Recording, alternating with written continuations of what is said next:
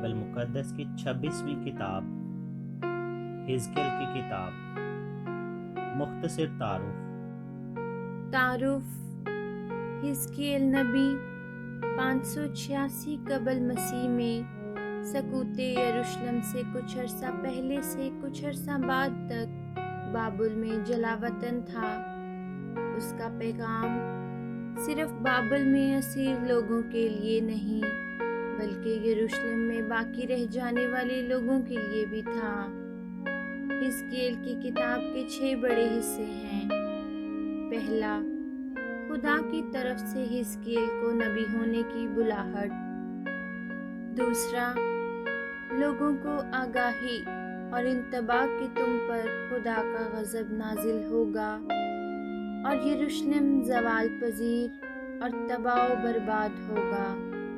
تیسرا، اسرائیل پر ظلم کرنے والی اور اسے گمراہ کرنے والی مختلف قوموں کے نام، خداوند کا پیغام کہ تم پر غضب نازل ہوگا۔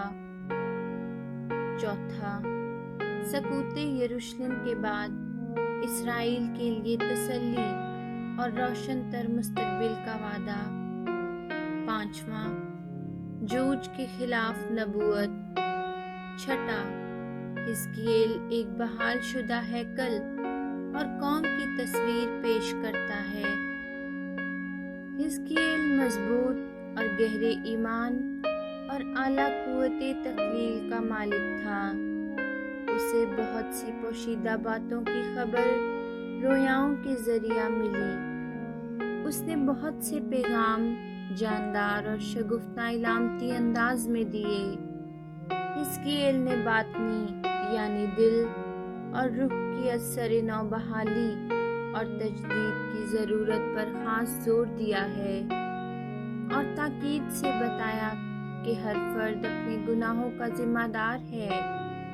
اس نے اپنی اس امید کا بھی نمایاں اظہار بلکہ اعلان کیا ہے کہ ہماری قومی زندگی بحال ہوگی۔